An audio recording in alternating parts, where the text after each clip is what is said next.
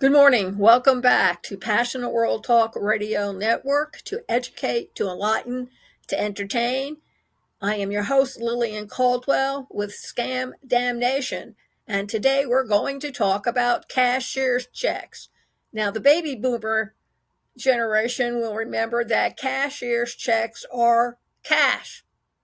You go to the bank, you have them write it out, you sign it while your bank employee is looking on, and then you send it out via mail, but you first do wrap it a plain sheet of paper around it so it doesn't obvious what the amount is on the cashier's check, and you have it to mail out. Or you can have it because you're going to buy a product or a service and you're going to hand that person the check.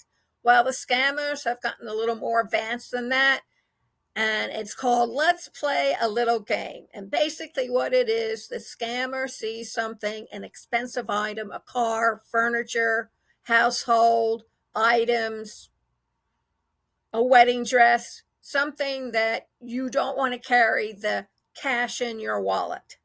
So what do? They have a cashier's check made out. And it's usually from a foreign country.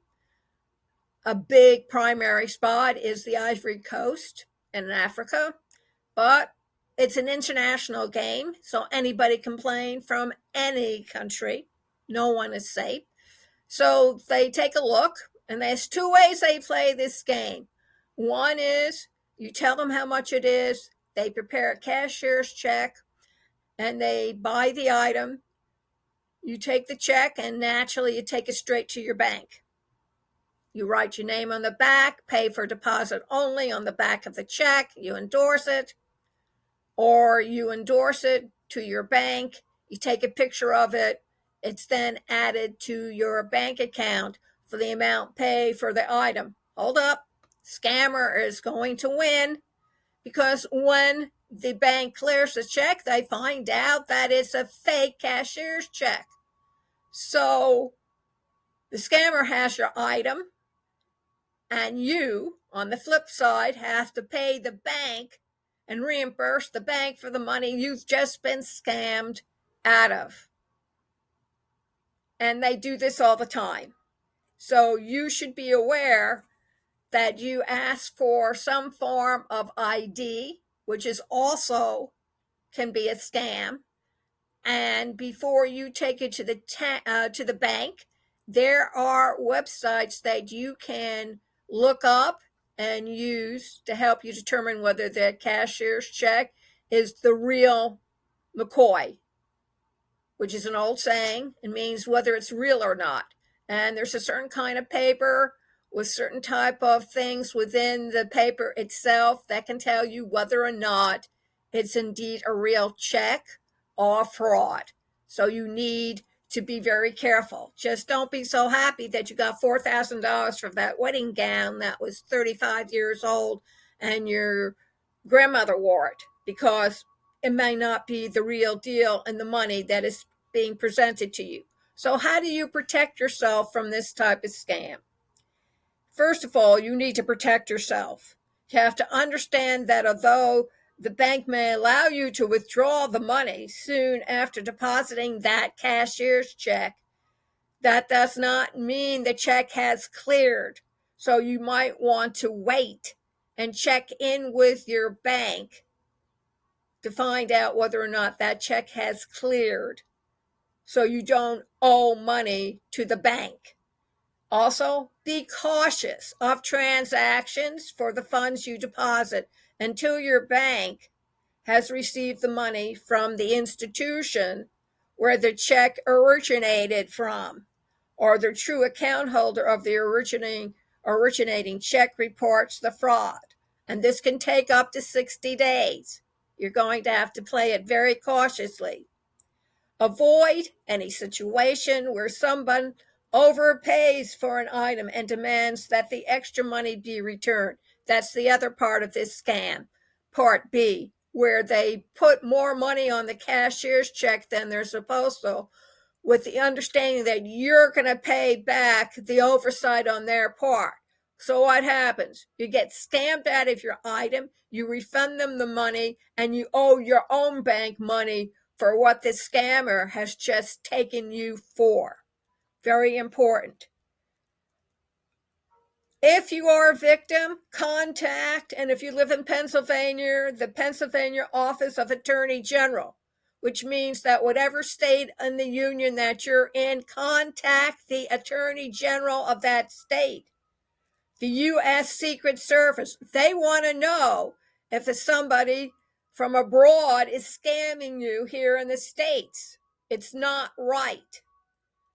And also contact the Pennsylvania Department of Banking and Securities, which in whatever state you live in, you want to contact, for example, Wisconsin Department of Banking and Securities, to find out what you need to do in order to protect yourself. This program is brought to you by Ruby, RUBI.ai, Artificial Intelligence. So go over to https:// try, TRY, Ruby, RUBIAI.com /ESC73, where you can fool around with the product and watch a video. And I bet you 10 to 1, this is better than betting on horse races or dog races, folks, that you can use this all-in-one, all-inclusive artificial intelligence program. And as luck will have it, we're running a special promo up until the 28th of July, where you're rewarded for signing up for a $50 per month subscription. So please go over to https:// try, TRY, Ruby, RUBIAI.com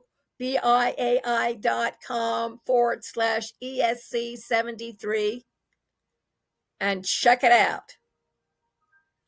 Also, if you are passionate about podcasting and want to know how to learn how to do it, contact me, Lillian Cauldwell, at pwrnetworkllc@gmail.com and ask about our 2-month podcast weekly certificate training program. An interactive course where you'll learn A through Z and hurdle over the obstacles that often stand between you and a successful podcast program.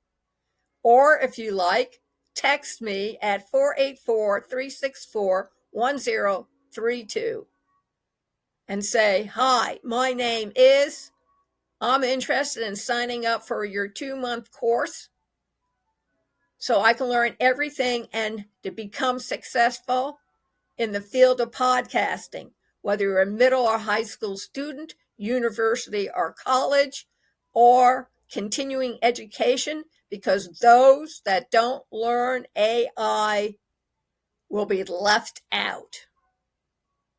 Thank you very much. You can catch this episode all over again at youtube.com /PW Radio Network, Passional World Radio Network, PW Talk Radio, on https:// passionalworldtalkradio.com. For the podcast training, you can reach it at https:// education.passionalworldtalkradio.com /masterclass. Thank you all very much for listening. And remember, please keep listening.